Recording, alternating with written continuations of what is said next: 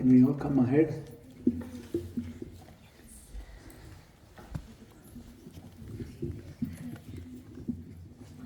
Can this room be also partitioned, or this is how it is? Can we partition also in this place, or is this? No, I don't see as such partitions. So next time you need to have at least 100 people, man. Minimum. Thousand. But then last week, Hare Krishna. Please sit down, those who are standing, find a place.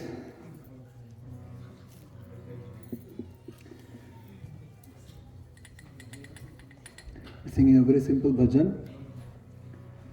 This bhajan glorifies Krishna's activities. As Krishna is just having his daily life in Vrindavan. How many of us go for walking or trail hiking or whatever? Do you walk, cycle?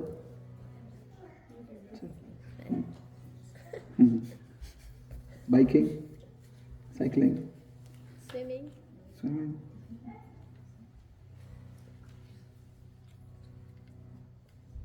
Do you know how many people are glorifying? Let me pick somebody. Whom should I pick? Purnima, you raise hand for which one? Cycling. Purnima, do you know how many people are glorifying your cycling abilities? Like every day morning they get up and tell, wow, I saw Purnima cycling one day. You just glorify yourself? Okay. No friends, no family, nobody glorifies that. Wow. Such an amazing experience it was. I saw Purnima biking. And you say, hardly anybody does, nobody cares. In Netherlands especially, no one cares. There are so many people who are doing it. And Krishna was strolling on the banks of Yamuna 5,000 years, odd years ago, and they're still singing about it. It's so amazing to think about it. So, I'll glorify Krishna's forest walks, his walks on the beach of Yamuna, and just remember. So it's a very simple bhajan, very, very, very simple. The words are so simple.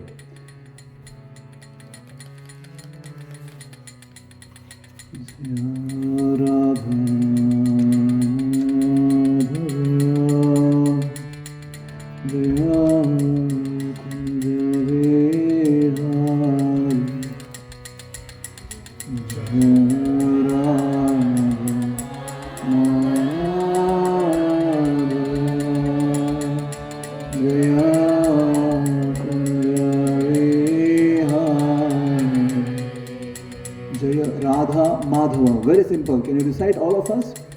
Jaya, Radha, Madhava. One more time. Jaya, louder. Radha, Madhava. Kunja Vihari. Kunja Vihari is someone who is walking. He's just having a nice walk in the forest groves of Vrindavan and Govardhan. That's what we're singing. Jaya Radha Madhava Jaya Kunja Vihari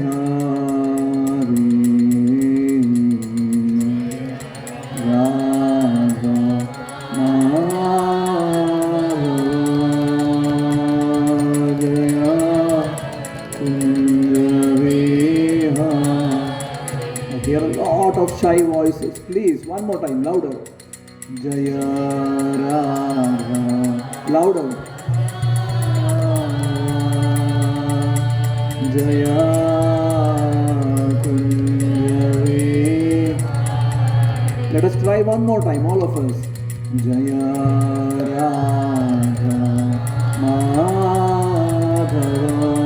Please sing. Jaya Radha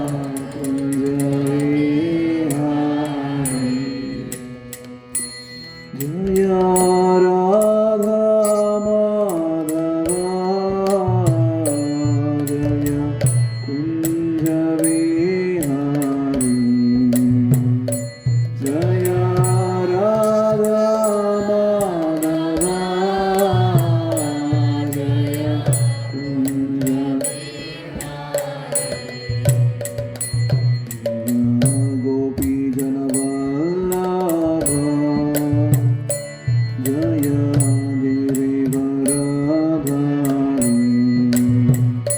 Jaya Gopi Janavallabha Jaya Girivaradhari Jaya Gopi Janavallabha Jaya Girivaradhari Jaya Gopi Janavallabha Jaya Gopi Janavallabha. Can you repeat the word? Gopi Janavallabha. Louder. Krishna's name is Gopi Janavallabha.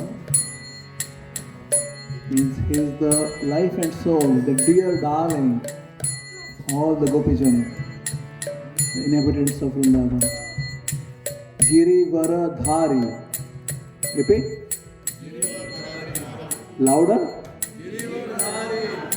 Krishna lifted Govardhan hill, right? The Giri. So it's very simple again. So we sing. Jaya Gopi Janavallabha Jaya Girivaradhari Janavallabha Jaya Giri Jaya Yashodhanandana Jaya Rujajanaranyana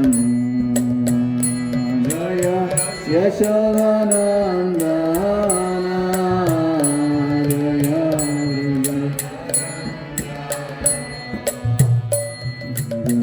Yashodhanandana Jaya Rujajanaranyana Jaya Yashodhanandana Jaya Rujajanaranyana Yashodha Nandana, the son and darling of Mother Yashoda. Vrajajana Ranjana, he makes the inhabitants of Vrindavan happy. It gives pleasure to them. Okay. Simple words. Just try to contemplate. Just glorifying Krishna here. Not trying to glorify ourselves, our singing abilities. I am not a musician by any standards. Perhaps many of us are also not, but it doesn't matter. You can sincerely sing. Krishna is happy if you sincerely sing. All of us. Jaya Gopi Janavallabha Jaya Girivaradhari Jaya Gopi Janavallabha Jaya Girivaradhari Louder. Jaya Gopi Janavallabha Jaya Girivaradhari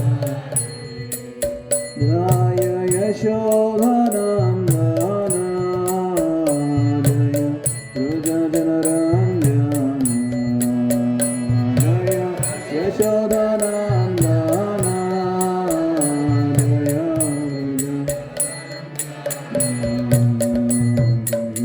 Yamuna Tiravanachari Jaya Kunjavihari Yamuna Tiravanachari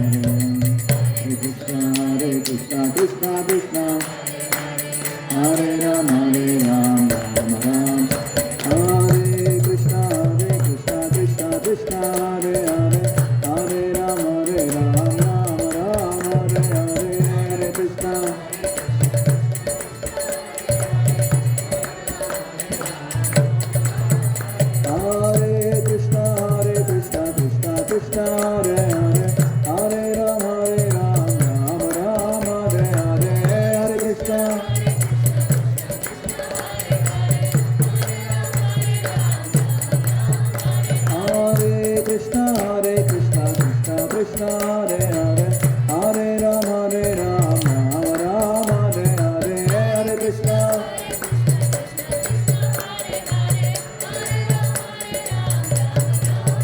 Hare Krishna, Hare Krishna, Krishna Krishna, Hare Hare, Hare Rama, Rama Rama, Hare Hare, Hare Krishna, Hare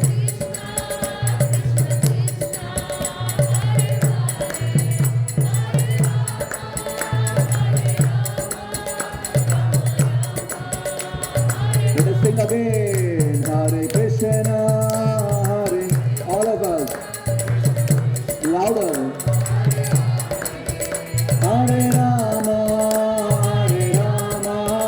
Rama. One more time. Hare Krishna, Hare.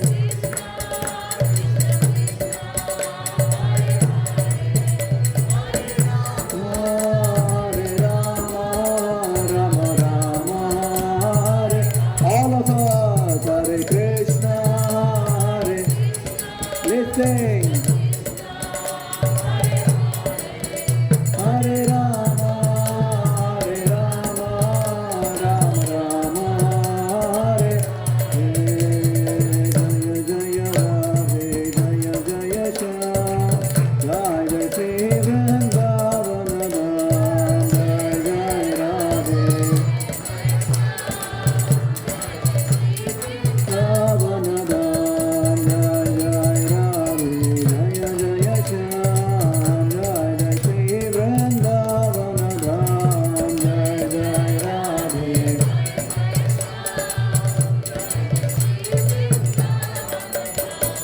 Jai Jai Radhe, Jaya Jaya Shyam, Jaya Shri Vrindavan Dham, Jai Jai.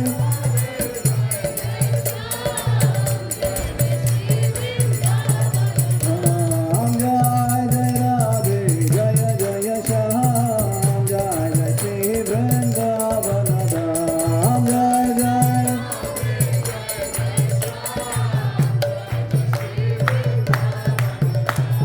Jai Jai Radhe, Jaya Jaya Shyam, Jaya Shri Vrindavan Dham, Jai Jaya Jaya Shyam, Jaya Shri Vrindavan Dham, Jai Jai Radhe, Jaya Jaya Shyam, Jaya Shri Vrindavan Dham, Jai Jai.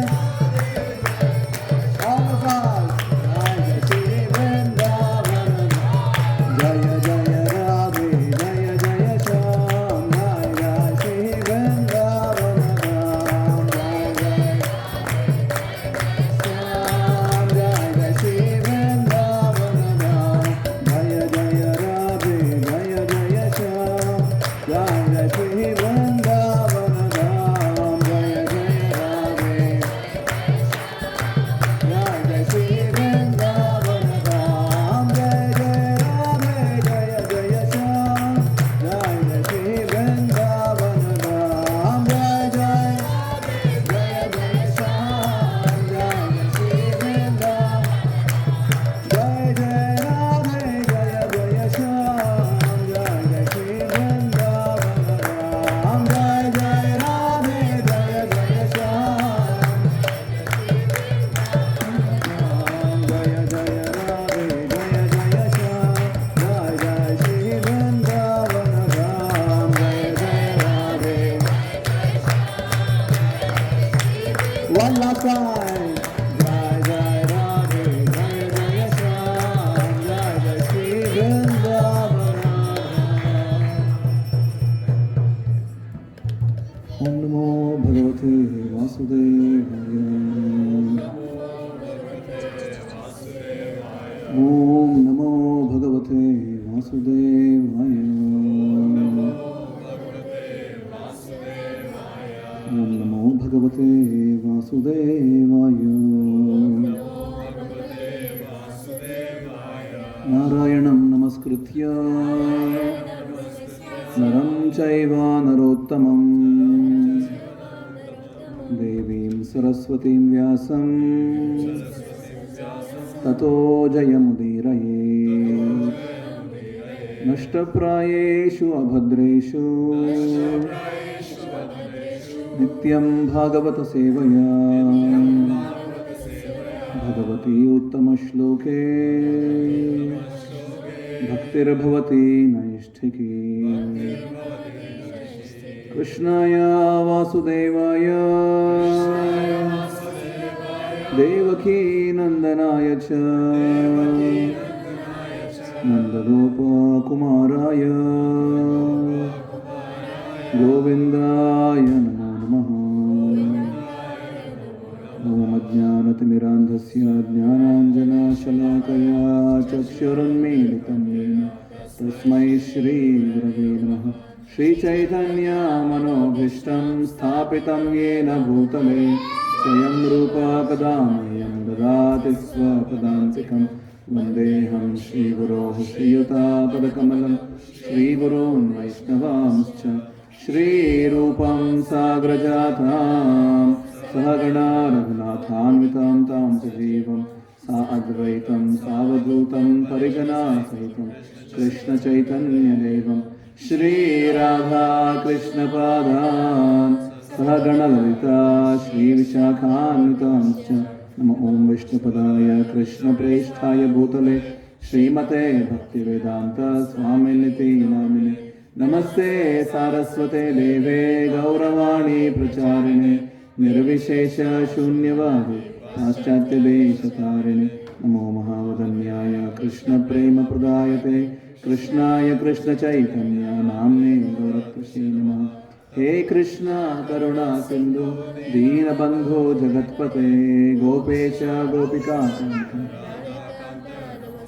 जयतां सुरतोपाङ्गोर्मम मन्दमतेर्गति मत्सर्वस्वपदाम्भोज राधामदनमोहनो दिव्याधरुन्दारण्यकल्पद्रुमदः श्रीमद्रत्नागरसिंहासनस्थौ श्रीमद्राधा श्रीलगोविन्ददेवो ज्येष्ठालिभिः सेव्यमानो स्मरामि श्रीमान् रासरसारम्भि वंशीवटतटस्थितः कर्षन्वेणुसुनैर्गोपे गोपीनाथः श्रीस्तुनः तप्तकाञ्चन गौराङ्गे राधे वृन्दावनेश्वरे वृषभानुसुते देवी प्रणमामि हरिप्रिये वाञ्छाकल्पतरुभ्यश्च कृपासिन्धुभ्येव च पतितानां पावनेभ्यो वैष्णवेभ्यो नमो नमः।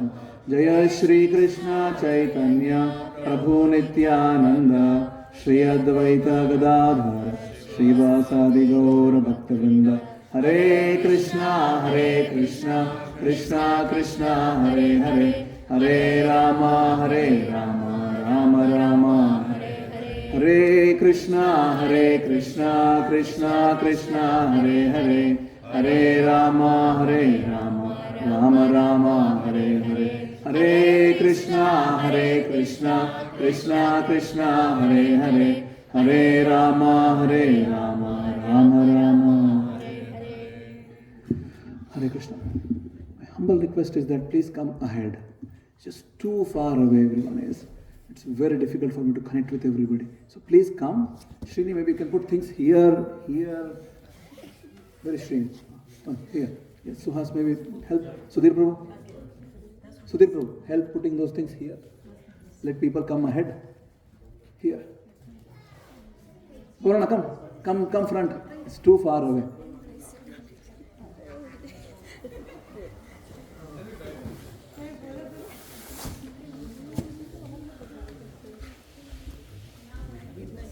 Here. Put here. Yes.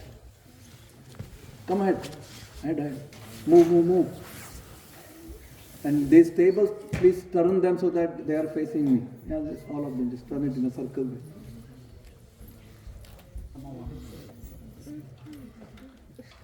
Good. Hare Krishna. Jai Shri is here? Shri is coming. Okay. So let's move those bench also. Still. Yes, like this. Very good. Much better. Sorry, Akka. Come ahead. Yeah. Let's be together with each other. Closer. Yes, there is good. That's fine. Move that one also. Come ahead, please. Closer.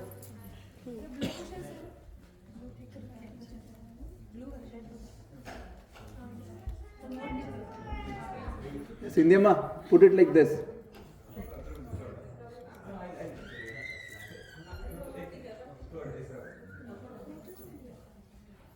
Very good. Thank you so much. Better now, right? Yes. Close your eyes now. Start taking a deep breath.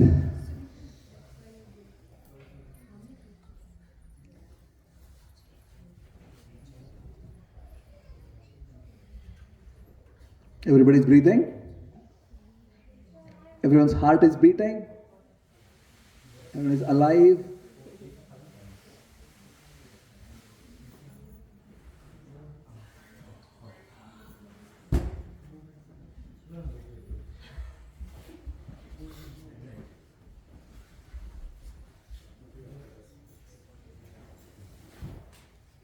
Very good.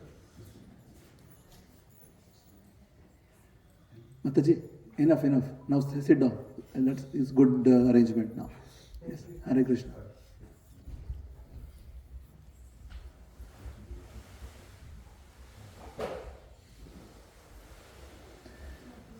Just quickly do a meditation.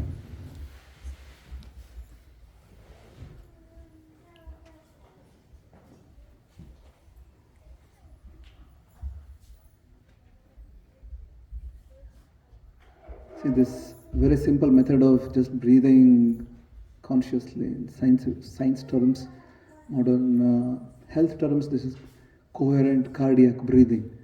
This is very fancy name, but it's basically pranayama. Just closing the eyes, deep inhale, trying to hold it for a few moments, and then slow exhale. Please do it. Very deep inhale, and hold, and then slow exhale.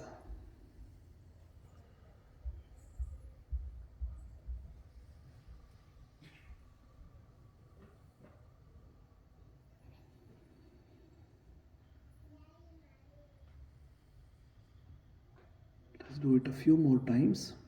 It's a very simple exercise. If you just do this, your mind comes to your control right away. It's very simple. Very deep inhale. Hold and slow exhale.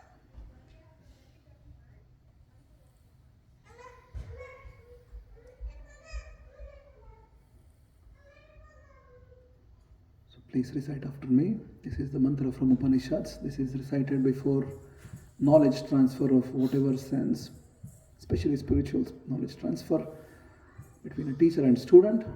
They're all reciting this so that the ultimate fruit of the knowledge transfer, which is Bhakti to Krishna, is actually established at the end. Please recite. Om Sahana Vavatu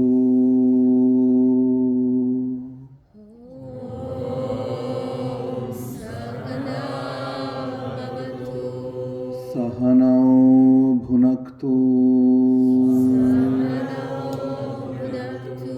Sahaviryam Karavavahai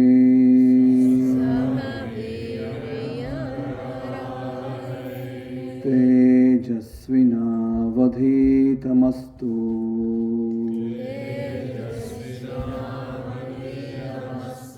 Ma Vidvishavahai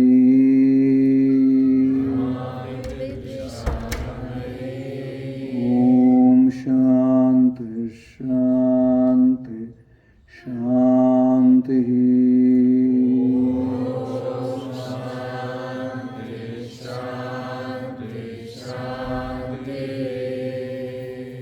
Meaning is that Upanishads are telling that let us all walk together. Avatu is walking.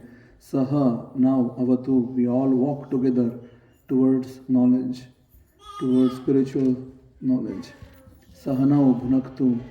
Bhunaktu usually is referred in eating, but we are not consuming food as such now, not yet. Eventually we will, but for now we'll be consuming knowledge. Sahanau Bhunaktu. Sahaviryam Karavavahai. May this knowledge empower us. we be empowered with the knowledge, the spiritual knowledge. Tejasvina vadhitamastu. May all of us have spiritual aura. Ma vidvishavahai. Let there be no animosity or envy between each other. Because that's such a core existential character which all of us have, envy. Let there be no envy between us. Om Shanti Shanti Shanti. Let there be peace everywhere. So let's once more time, let us recite. Now that you know the meaning, can we quickly do a recap? Sahana Bhavatu is what? Let us walk on this path of knowledge. Sahanau Bhunaktu.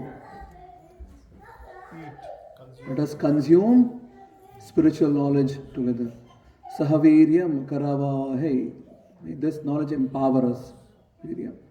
Tejasvina. Tejasvi is having an aura. Spiritual aura. Ma vidvishavahai, which is let there be no envy and let there be universal peace. So please recite. Om Sahana Vavatu.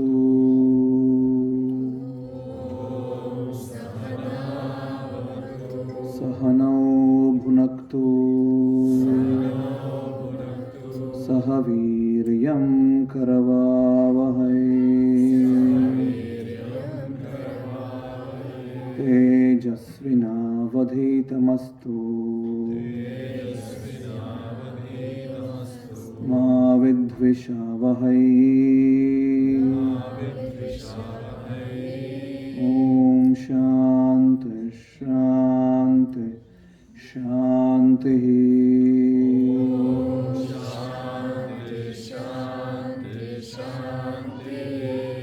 Thank you so much.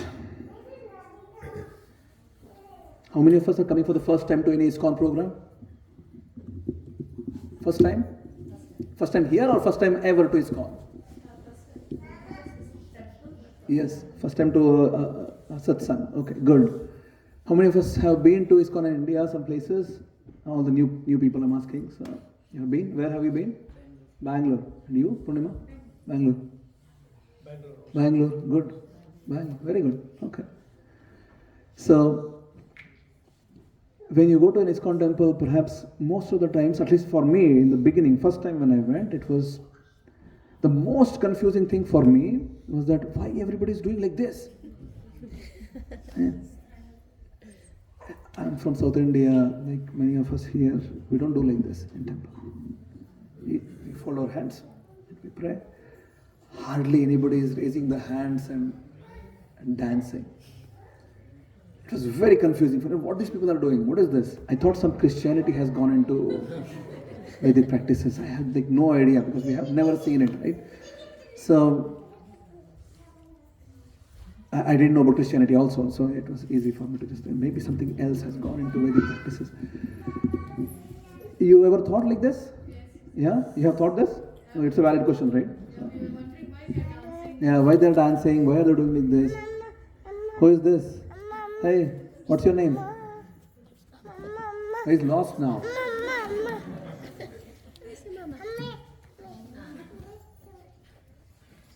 This is the state of each one of us. At least he knows that there is his mother somewhere. We don't even know. But we think we know. Anyway, coming back to the question. Let's start with the story. When Draupadi was brought into the assembly of Kurus and was being disrobed, in the beginning there was just a chaos in the whole assembly. Imagine a hall which is 1,000 times bigger than this hall, millions of people sitting, and Draupadi as the crown princess of the Kuru dynasty is being dragged there and is being disrobed. And that time, people are just, there is chaos. And eventually when things settled down, Draupadi started reaching to people and then started asking, oh Kripacharya, oh Dronacharya, oh Bhishma, oh Dhritarashtra, can you please help? Because her husbands were already, they were enslaved, to say. They had lost themselves. And everybody in the hall, they started discussing, is it morally right? what Yudhishthira did, that he lost himself and then he has put Draupadi on stake. And he eventually, first in the beginning, he lost his kingdom, all the wealth, all the military and everything, and eventually started putting his brothers on stake.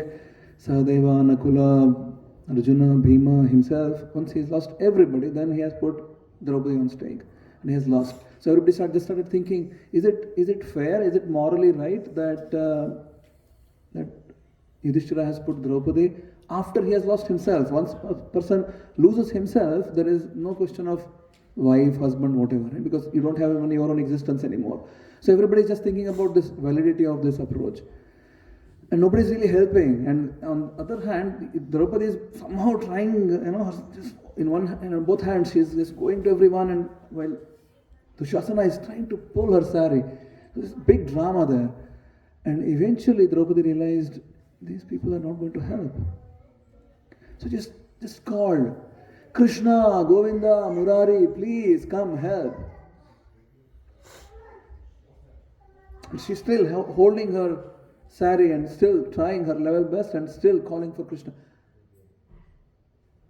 It's very difficult for us to experience this or putting ourselves in Draupadi's shoes, because first of all, we have no idea what it would mean to be a princess in the Kuru dynasty. They were the emperors. Every other dynasty, including the Yaduvamsha, were under the rule of Kurus. Millions of people in the assembly. Draupadi being a person who is not from a human origin. She was born from fire. She just was born as a full-fledged being. Not that she was a small baby sometime and then grew up. No, she just came from fire. So, this person is being mishandled. Then she's like, okay, it's not working out. She raised one hand and then called, oh Krishna, Govinda, Murari, please come help. She's not there. And eventually, and at that time she's still holding one, in one hand she's still holding her sari, trying to still. But Dushasana is just too powerful. At that point of time, Draupadi just let go of her own thought of protecting herself and just took surrender of Krishna. And with both hands raised, she called out, oh Krishna, Murari, Govinda, please come, help. And Krishna right away came. So raising the hands in the air basically signifies that I am not keeping anything in my heart anymore. I don't have any ego anymore. I'm not depending on my own abilities. I'm surrendering to Krishna. Is that making sense?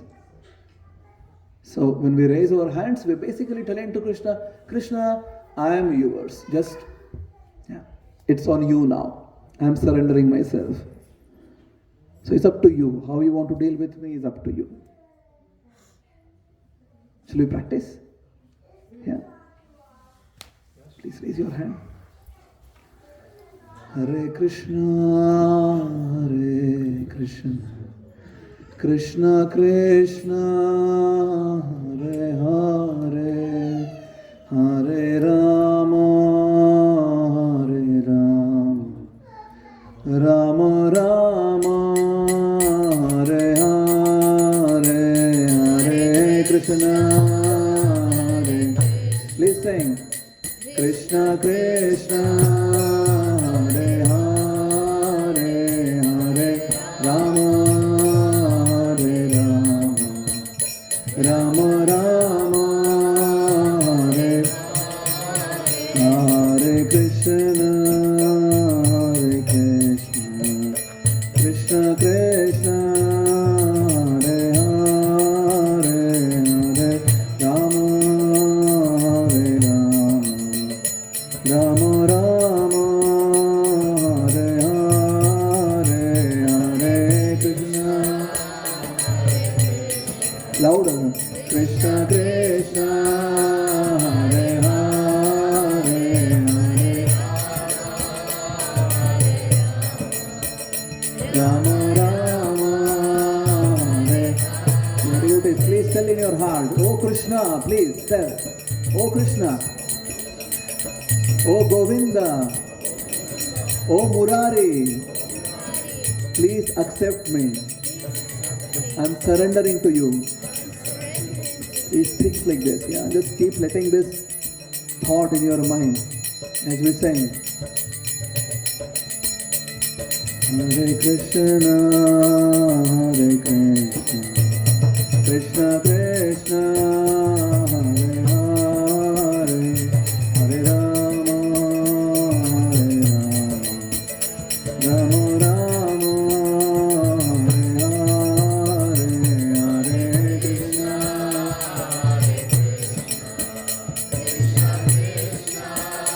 Hare Hare,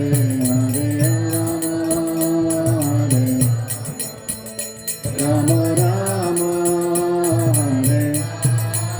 Hare Krishna, Hare Krishna, Krishna Krishna, Hare Hare, Hare Rama, Rama Rama, Hare Hare, Hare Krishna, Krishna Krishna, Hare Hare, Hare Rama, Rama Rama, Hare. One more time. Hare, all of us. Krishna Krishna, Hare Hare, Hare Rama, Rama Rama, Hare Krishna, Krishna Krishna, Hare Rama, Rama Rama, Hare Hare, Hare Krishna, Hare Rama,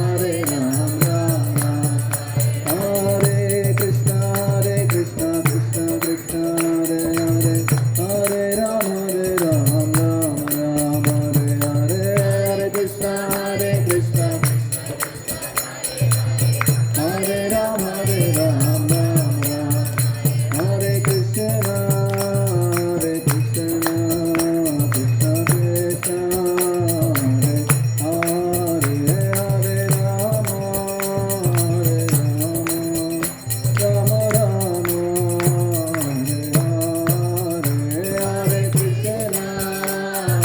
Hare Krishna,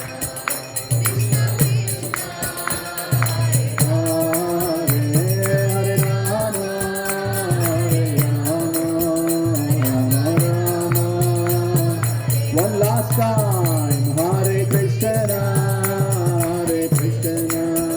Krishna Krishna, Hare Hare, Hare Rama,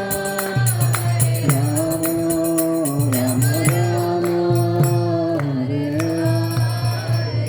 Hands in the air, please raise it. Hare Krishna, sing. Hare Krishna, Krishna Krishna, Hare Hare, Hare Rama, Hare Rama, Rama Rama, Hare. Please feel this surrender in the heart. One last time together, all of us. Hare Krishna,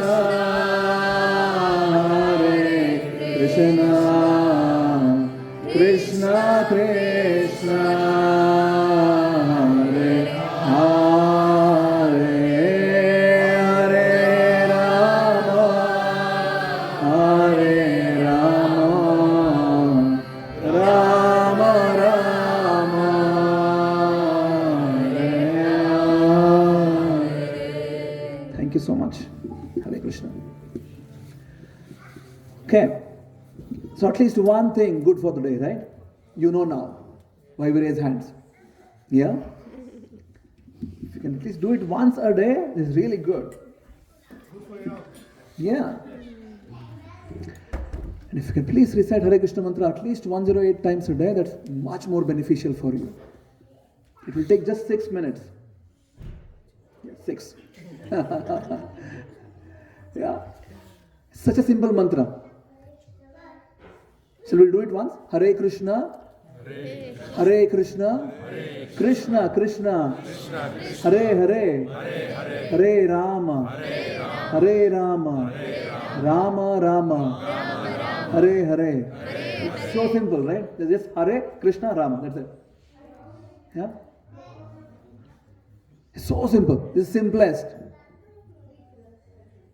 Shall we just recite it together once? Hare Krishna, Krishna Krishna, Hare Hare, Hare Rama, Rama Rama. So you can easily do it in your home, morning, afternoon, evening, night, doesn't matter. Just sit comfortably, take a few deep breaths, come to an equipoised platform and just chant Hare Krishna mantra. This will be the best gift you can give to yourself as a human being.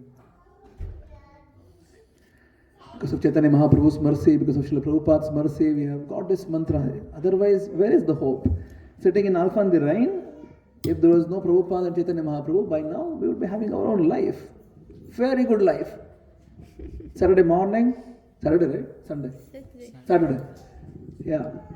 We'll be having an amazing life. Perhaps all of us would be shopping somewhere. Right?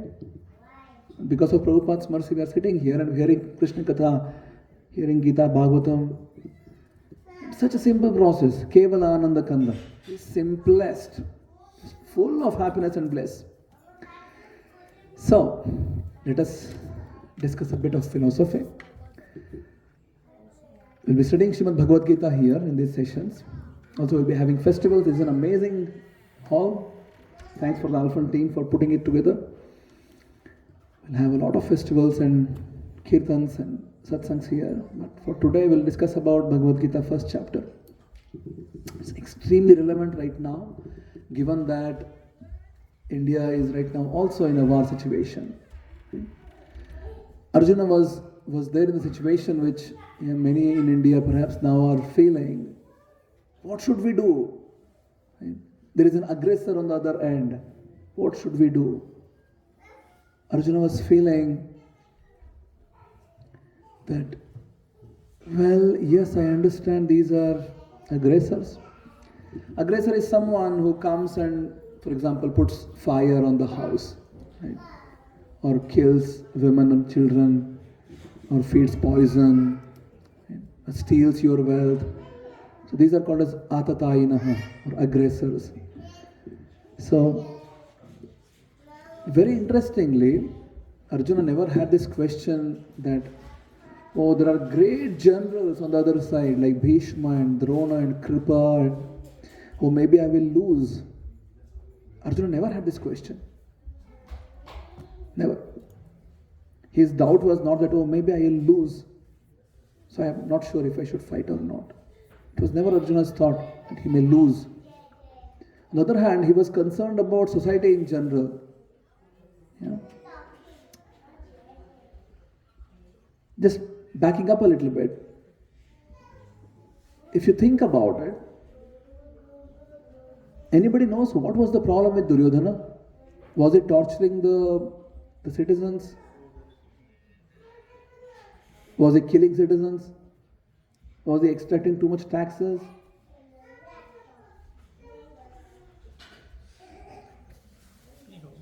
Ego, isn't it? Yeah, but for citizens, what's the problem? Okay, it's fine. We don't read the historical accounts wherein Duryodhana is torturing citizens. Right? You got the question? Like, what was Duryodhana's problem?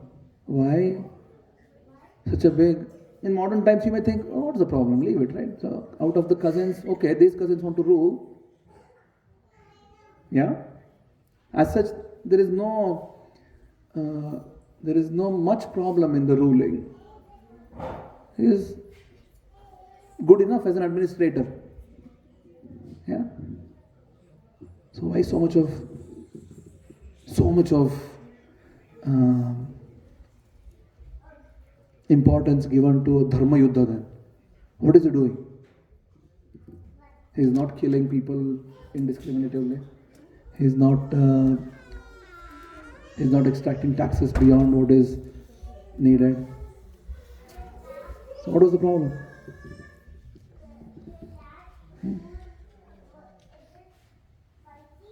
Yes, Shri. What is the problem? Why should you fight such a big war? Just so that these 5 sons of Pandu should rule? Fight for the righteousness. But what is wrong? So first you need to establish what is wrong, right? What is wrong? Huh? So yeah, 5 people only, it's okay. He is loving everyone else.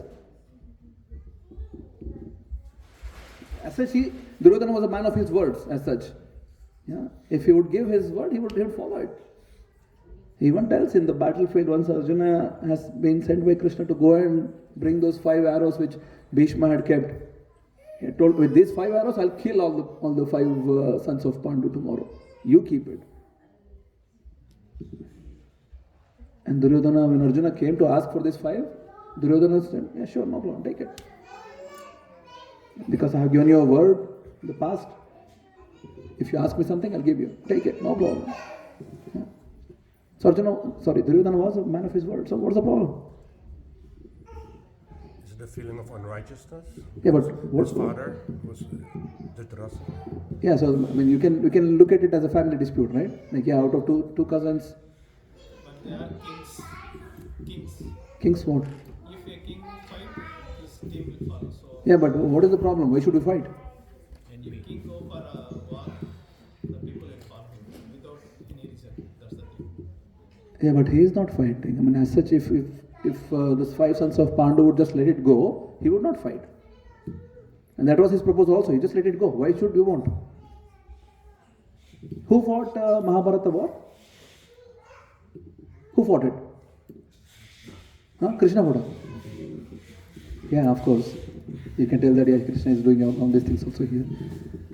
But in general, when you say Mahabharata is fought between whom? Pandavas and? Prabhu, you can ask first who read first chapter first.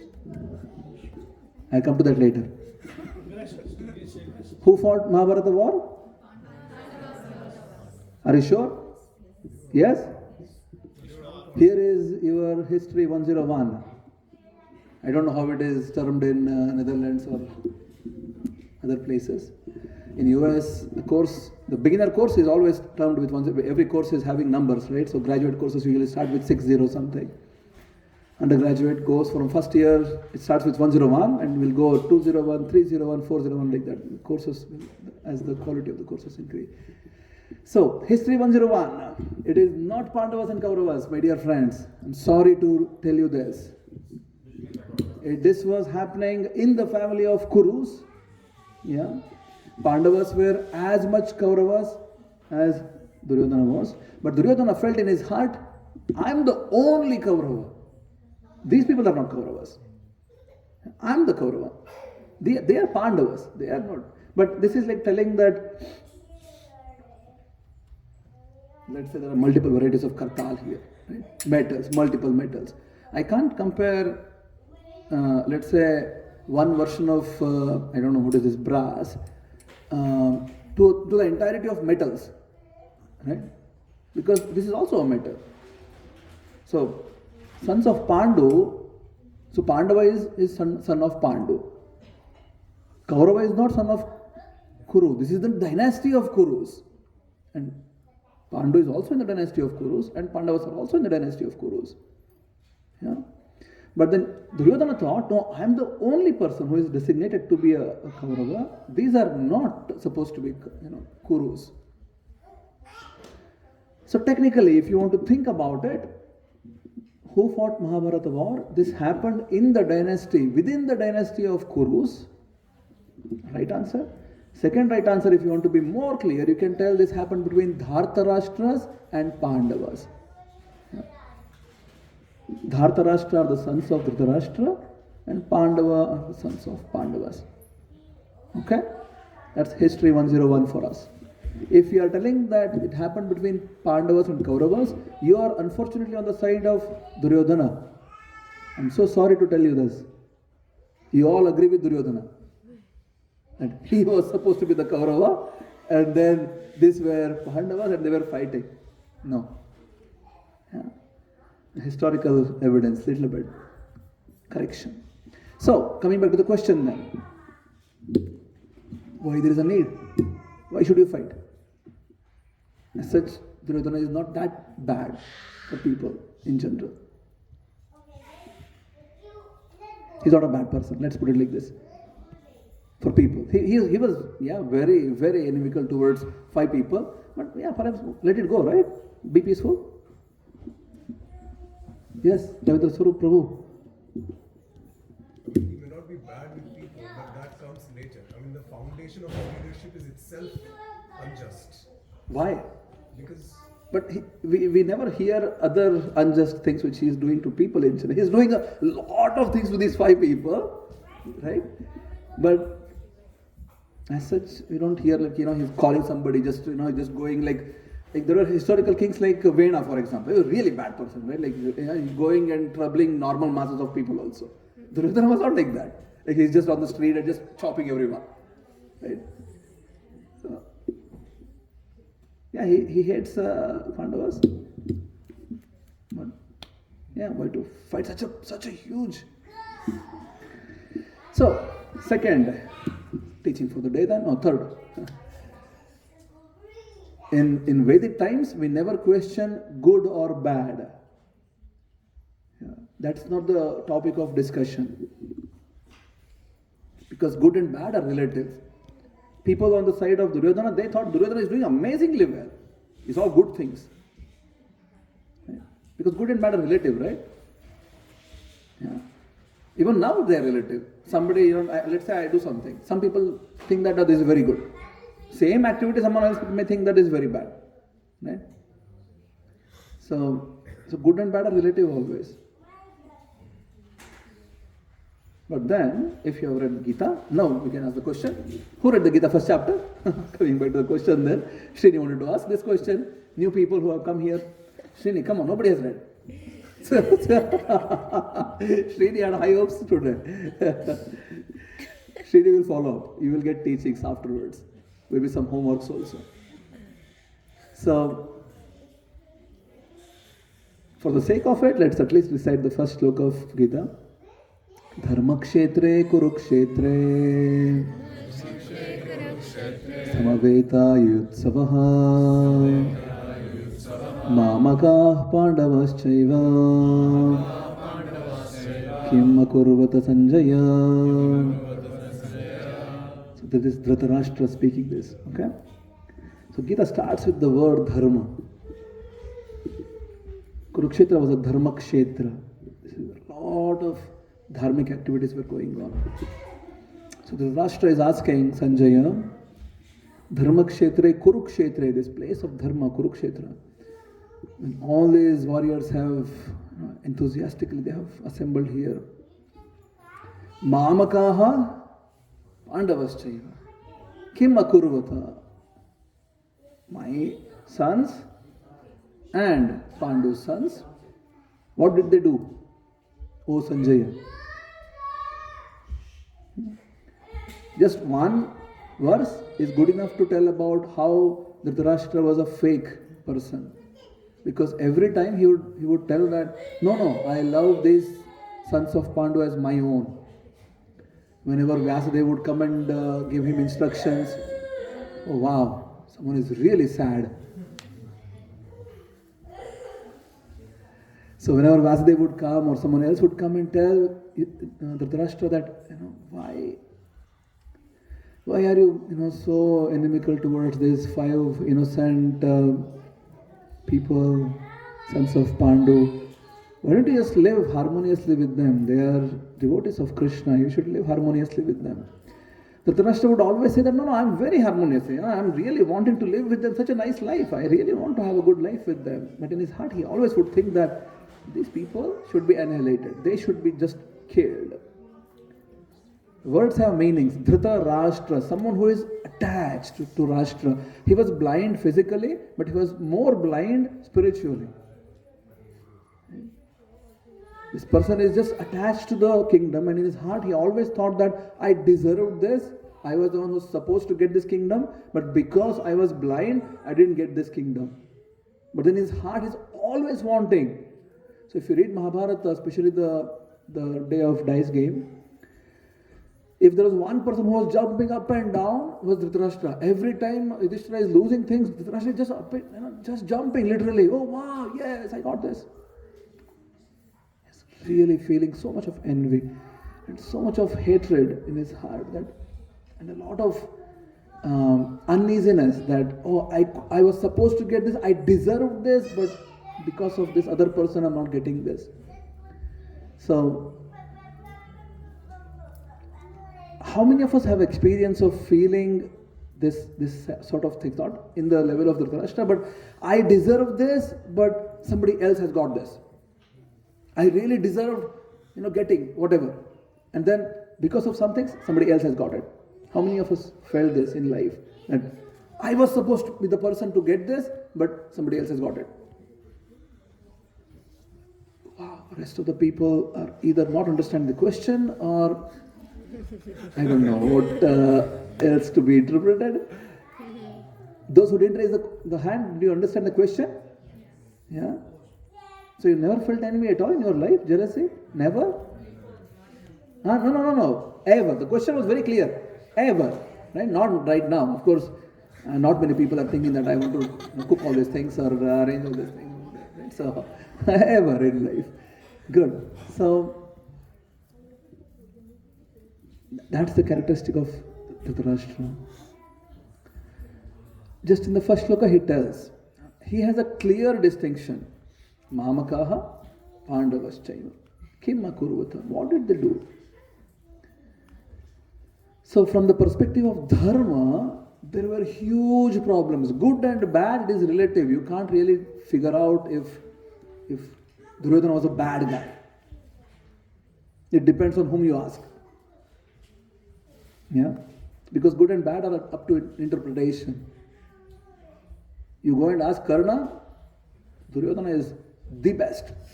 Nothing can get better. The best. Because Karna's frame of reference is, this guy, when I was struggling, nobody accepted me, this guy accepted me, and he gave me half the kingdom. That is the only thing Karna knows. So whatever else Duryodhana does, it doesn't matter to Karna. So from Karna's perspective, is Duryodhana good or bad? Very good. Right? So good and bad are relative. You understand what is relative? Relative means not absolute. Yeah? It's a relative subject. But when we speak of dharma is not a relative thing. It is not up to interpretation. Dharma has clear definition in Shastras. What exactly is dharma? Yeah? Dharma has 4 legs. It's in the form of a bull. Yeah? Has 4 legs. Yes, Ravindra Swarup. First. Satya. Shaucha. Mercy. Yes, Karuna. Dharma, we are talking about legs of dharma. Last one. Tapa. Very good. Satya. Truthfulness. Shaucha, which is cleanliness. Third. Karuna, having mercy, right? Good. Daya, Karuna. Fourth. Tapa, austerity. Satya means, Srila Prabhupada tells, one should be so truthful that it doesn't matter who is coming and asking you whatever. You should be so truthful that you just speak truth. Yeah. Of course, one has to be also taking care of the time, place, circumstances, but one should not be duplicitous. Is the term? How do you say it? Duplicitous? Yeah. One should just be so honest that you just tell. If someone comes and asks, there is a story of a small Brahmana boy. He goes and asks the Guru that I want to become your Shishya. Can you please accept me? And the Guru told, I accept Brahmanas. Can you please go and he asks, what is your Varna? And the boy said, I actually don't know. And the Guru said, please go and ask your mother. And the boy went and asked, Mother, which Varna do we belong? Are we Brahmana, Kshatriya, Vaishya, Shudra? Which? And the mother said, I'm really sorry, I actually don't know. I have united with many men. I actually don't know whose son you are. So actually I don't know which Varna you belong. And the boy came straight to the Guru and told, my mother doesn't know.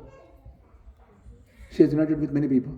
So she doesn't know who's my father and which Varna I am. And the Guru said, you are Brahmana. Because you speak truth. It's not very convenient to accept that, I just don't know who is my father. But this boy just accepted it wholeheartedly. And this story from the Shastras tells that if someone can tell truth, he's a Brahmana. Anyway, second is Shaucha. Is not just taking shower. This is internal cleanliness also. Heart which is devoid of lust, anger, greed, envy, illusion and madness. Yeah. Kama, Krodha, Bhaya, Mada, Matsara, Moha. Right? Arishad Varga. Heart which is clear of these four things is called as clean. Is it making sense? Lots of numbers coming now. We are talking about 4 legs of dharma. We talked about Satya. We are talking about Shaucha now. Shaucha is not just physical cleanliness, it's also the purity of heart. Purity of heart means heart which is devoid of lust, anger, greed, envy, illusion and madness. Yeah? Kama, Krodha, Bhaya, Mada, Matsara, Moha. So, heart which is pure of that. That is Shaucha. And then comes mercy or daya. You are having, in your heart, you feel everyone is like you only. A person who doesn't distinguish between oneself and other living entities. It's the meaning of daya. Like for example, we may think that I really, I'm so. There are people actually. Sometimes it's so disturbing to think that people in general in the modern times have lost discriminative abilities. In US, I have seen. I have not seen it in here. Maybe because I can't read the language. In the public supermarkets, there would be like on the beef, there would be a line from the cows who have been loved. Right? Cows who are lovingly grazed. Right? This is like, how do you even make sense of this? Right? This is this is a nicely packaged beef packet, and it's written cows which are lovingly taken care of. Right? This is how you take care of cows? My God! And people actually buy that. They're like, oh, this is. They're more costly and people buy that for paying more money and they think that I am being considerate. Yeah. That's the level of daya we have in the Kali Yuga. Our daya is like this. We are so considerate. Yeah. We are so merciful. In Vedic life, I just consider everyone as myself.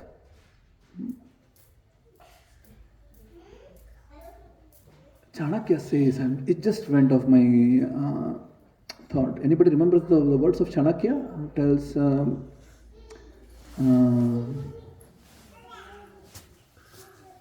that one should look at every living being as oneself, others' wealth as trash, and things like that. Anybody knows the verse? It will come. I'll tell later. Okay.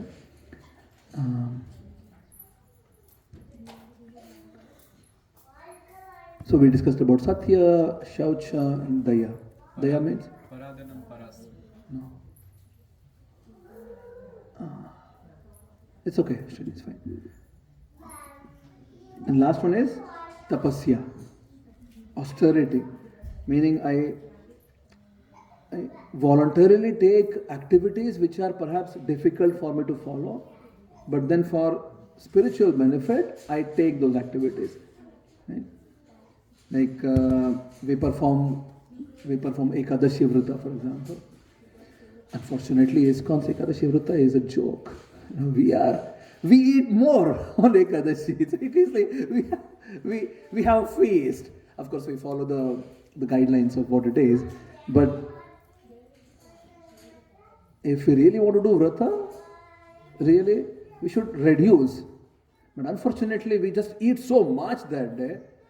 And there is like sabudana vada, quinoa pulao, raita, shrikand, halwa, puris. Nowadays they are even making ekadashi flour. You can make idli, dosa also with that.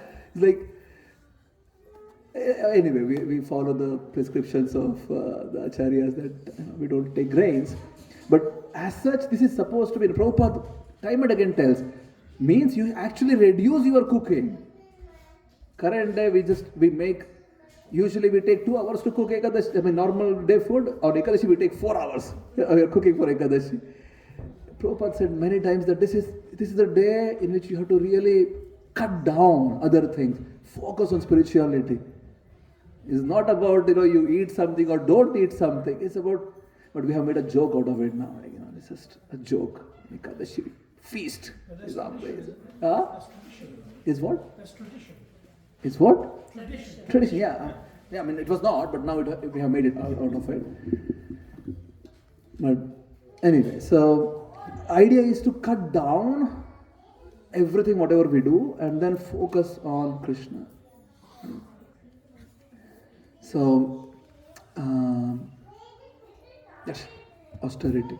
Voluntarily we take, not that, we want to achieve something or whatever. This is just for the pleasure of Krishna. I control myself, and then anyway, Satya, Shaucha, Karuna, Daya, and Tapa. These are the 4 legs of Dharma. Dharma stands on these 4, and one should follow Dharma on all 4 dimensions. So the Yuddha was for Dharma. It was not for good and bad. So this is Dharma Yuddha. Krishna wanted to establish Dharma, and there is a Dharma Yuddha now. Because when you mark Duryodhana on these 4 dimensions, Satya, he was following, more or less.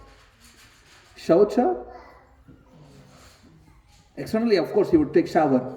Inside, case. Daya, he is not thinking everybody is same. He has a clear distinction. Even his father also has a clear distinction. Me and them. Yeah. And Karuna, you may say, like Karuna was like, for example, he is like Mahadani, and he was so much of charity, and so you may tell that few of the dimensions are check, but some others are really bad. And if a leader is not following this, in Vedic life, a guru, a king, and a parent, these are considered as leaders. Guru, parent, king. Whatever they do, the subjects, they just follow. A king does something, parents do something, guru does, whatever they do, because for the subordinates, what do they know? They don't know anything much. They just follow. Right? So for the leader to be practicing dharma is the most important thing. So from the good and bad perspective, you may think, what's that big deal? You may just, Duryodhana could lead. But from the perspective of dharma, no, he is not supposed to be a leader. I'll come to questions, yeah? Keep it. So, is Dharma Yuddha? Is Krishna wants to establish Dharma now? And here are the entire military, 18 Akshohini Sainyas. There are different accounts. In one account, they tell there were 600 million people assembled. In some other accounts, they tell 4 million people assembled or 40 million people assembled. But it's anyway, huge number of army, and it is not in a football field or a basketball field like this. Yeah. Kurukshetra was not just a football field, it's a huge area, huge. And 2 parties have assembled there, facing each other. And at that point of time, Krishna is told by Arjuna that, I want to see everyone, can you please take me? And Krishna could have driven Arjuna's chariot anywhere, because it's a huge place. But then Krishna made sure that he drives Arjuna's chariot where?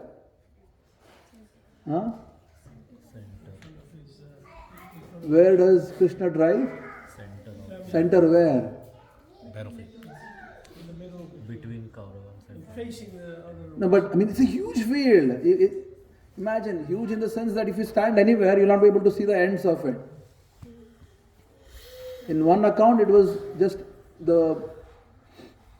When I tell you this statistic, you'll understand what it is. On the day when Jayadratha was murdered or killed from Arjuna, Drona had set up a military in which everybody is standing like this, next to each other, just on the Kuru's side, 30 kilometers length. Can you imagine? With just 1.5 kilometers in width, around 30 kilometers in length, and the corner was Jayadratha. Just in this fashion, everybody is just standing like this, just protecting Jayadratha. If they are spread out, imagine how it's huge area, and you can't be even seeing middle of whatever. Arjuna asked, I want to go and see. Krishna could have driven the chariot straight in front of Duryodhana. Right? And Arjuna would be boiling with anger. But then Krishna made sure that he takes chariot right in front of Bhishma and Drona. So two people are in clear view now for Arjuna. Bhishma and Drona, he says. Just breaks down. If Krishna could have taken somewhere else, perhaps the entire Gita would not have happened. But then here, Krishna drove straight in front of Bhishma and Drona, and for Arjuna, Bhishma was like father. When Pandu died in the forest, Arjuna and the 5 sons, they were so small. Arjuna was especially so small that he didn't even, small kids sometimes, whoever elder they see, they tell mother, ladies. Whoever gents they see, they call as father, right? Like we have Gubi there. Just now she is getting some understanding that no, this is my mother, this is my father. At some point she is calling everybody Papa. All the ladies are Mama. So Arjuna was in that small age, and when he saw Bhishma coming from forest to Hastinapur, they were welcomed in the kingdom. And when Arjuna saw, he literally jumped on the shoulder and started calling Papa. So for Arjuna, who didn't have a father, Bhishma was like the father. And now, here is the decisive day in which Arjuna has to fight against them. And he knows for sure, as I said in the beginning, he was not having doubt that, I may lose. These people are just too powerful, I might lose. Arjuna didn't have this question. Arjuna felt in his heart, I don't want to kill these people. We'll continue next time. You should read and come next time. Please read first chapter. Can we please make this firm determination that you will read Gita? If you just go to a website, vedabase.io. What is the website? .io. Srini will send the link anyways. You can get Gita. Start reading. I'll start giving homeworks now. First homework is to read first chapter. Second homework, in the beginning of the introduction, there is a series of shlokas which Prabhupada has written. It's called Mangala Charana, which we were reciting in the beginning. I want you to at least learn a few of them so that when you come next time, you can recite with us. Where is this? Introduction. First page of Gita. If you open, there are these shlokas. Okay? The second homework. First homework is? Read chapter 1. Full. Whatever you understand, no problem. Just read. Okay? Second homework is to learn the introduction prayers. Third homework is to actually come. Please make sure you come. Otherwise, first two will not make sense anyways. So, just so that we remember at least some things, can we do a quick 2 minutes recap? Whatever you remember, just shout out. Raise your hand, shout. Open to public. Prabhu, just get down. Enough. Yes, please. The war was between Dhritarashtra and Pandavas. Dhritarashtra and Pandavas. Very good. Yes. I'm in 201. Okay, next. Now, Dharma has 4 legs. Can you tell which are the 4 legs? What's your name? Smith. Yes. Southex flatman. Oh wow, good. New Alphen Vasai. Okay.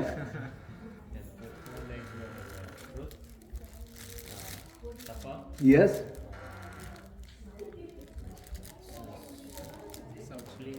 Yes. Shaucha. Yes. One last. Daya. Karuna. Very good. Yes. What else? Shout, shout, shout. Come on.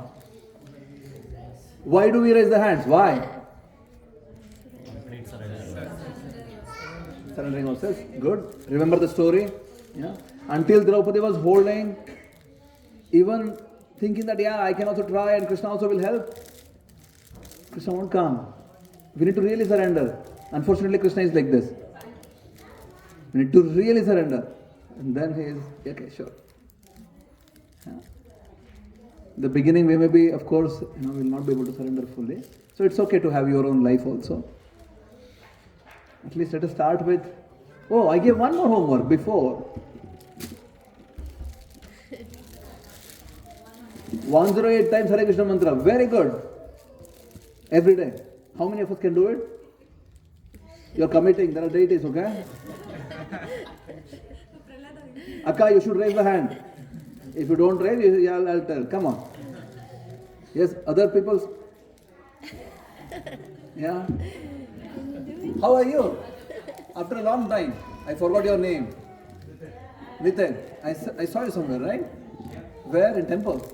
Kirtan Mela, he was doing the transportation of sound system. He came last year in the temple, I think, in the night. Putting the vessels, right? Hare Krishna. Nice. Yes. Yeah. Good. What else? Yeah. Yes. The Mahabharata war was fought during the War of Days. Very good. Thank you. Yes. Who else want to share? Inside. We have to clean our heart from what? Which 6 impurities? Lust, ego, and envy. Did you cover all 6? Kama, Krodha, Bhaya, Mada, Matsara, Moha. Okay? Good. Anything else? Yes. Sahana bhavatu, sahana bhavatu. What was it for? It's for before we gain knowledge. Ah. Yes. But what is the meaning? Meaning, yeah. Sahana bhavatu means walk together in the path of knowledge. Yes. Sahana bhunaktu is consume. We will also consume prasadam soon. Yeah. Next. Tejasvina. Yeah. We become empowered. No. Before that, sahaviryam karavavahe. Yes. Tejasvina. We'll have spiritual aura. Yeah. No envy. Very good. Let there be universal peace. You see, in the modern day, in the current context, it's so much applicable again that there is a class of people who think that, no matter whatever the other party does, that you should just let things get done. But it's not like that. The whole Mahabharata was fought now on the basis of dharma. So to protect dharma, one should stand up. If there is a question on our own existence, if people are threatening your existence, you should stand up. That's the whole Gita for. So there is no need to practice Buddhism. Buddhism is just, irrespective of whatever is going on outside, just forgive everybody, and that's not Gita. Sanatana Dharma doesn't tell this kind of teachings. India came under the larger context, in the historical context. Majority of Indian kings were accepting Buddhism, because of which they became very weak and they couldn't protect the Mughal and Persian invaders when they attacked. Because they just, okay, fine, you want to come and rule over me and attack me, fine, no problem, come. There was no king at all remaining to protect, real Kshatriyas to protect and stand. And then we see, they come and they just destroyed Dharma. If you see, especially in many areas in India right now, especially in northern places, so sad. Temples are destroyed, wealth is gone. So Gita has some practical significance. It is not just theory. Okay? Good. Last point. You wanted to ask some question, right?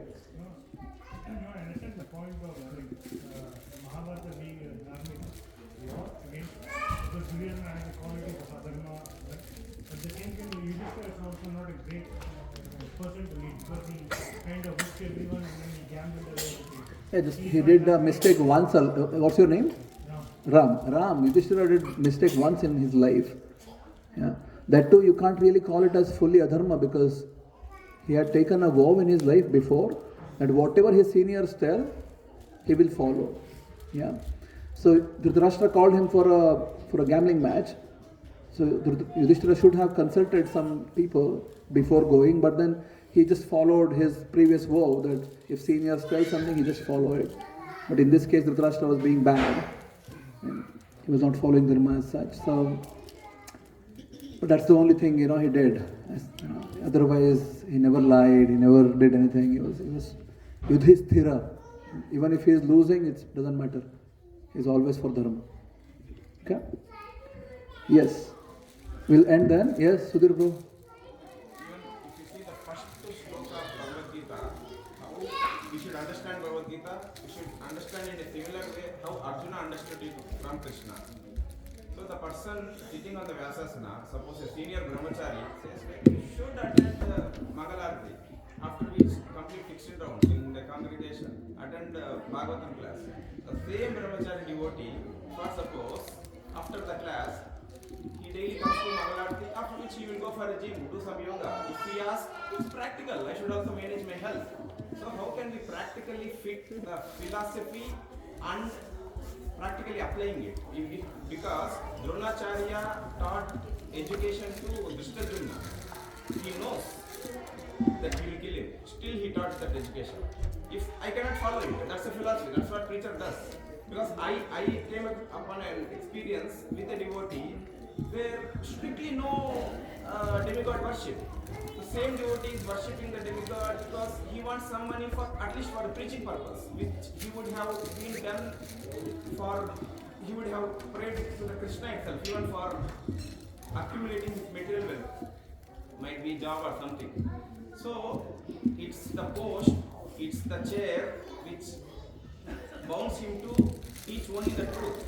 After which, if we go and personally meet him, it's practical, be practical. If he starts speaking practical, people will take more practical and dilute the philosophy itself. So, we need the practical philosophy, you can explain and we can read from Bhagavad-gita, how to practically apply it, practically implement it without diluting the basic philosophy itself. Who will help us? How can we do it? So, we need to have our own intelligence. Prabhupada tells that one needs to be independently thoughtful. Yeah. Understand what is the meaning of independently thoughtful? Independently thoughtful means you have your own brain, you have not sold it. Yeah. So, before surrendering your life to people who perhaps are not standing as per your requirements, think about it. You can make a choice. Yeah. Whom you are surrendering is your choice. And it's not by chance that we meet across people and who come across people who are telling something and doing something else. Yeah. And it's up to you whether you want to surrender to them and just because you are hearing from somebody also doesn't mean that you have to just surrender to everyone. You may hear class from hundreds of people. So you need to have your own buddhi intact that, okay, at the end of the day I need to surrender and whatever comes which is favorable towards that, I'll accept it. If something is not favorable, I'll not accept it. Because everybody comes from a different background. Yeah? Not everybody is same. Not every preacher is the same. Everybody has their own flavor. We from other side, Yogamaya, you're disturbing. We from the other side, we should always just think what is there in it for me which I can take and improve myself. Judging their life perhaps is not for me. They can take care of it perhaps. If you want to do yoga, please go ahead and do. If you want to go swimming, do it. If you want to do gym, do it. Our proposal is very simple. Be Krishna conscious. Yeah. It doesn't matter what all you do. If there is, some people really want to do some, they want to keep their body in a good shape. Let them do it, it's okay. If you don't want to do it, don't do it. Right? At least this is what approach I take. It's an open ground. You can choose and pick and see what fits you. We can't tell that here, this is the size of kurta, everybody has to wear this kurta. Okay? Same color, same size, everybody. We can't tell like that. People can choose, and whatever fits their size, they can choose. Okay? And not everybody is also on the highest level. Prabhupada was on the highest level. Many of our current Gurujanas, they are on the highest level, but not everybody else is also on the highest level. They are in their level and they are trying to do their life in best possible they can. Okay? We can pick it up next week again when we have. A saying comes to mind, and that is, Suno sabki, karo apni.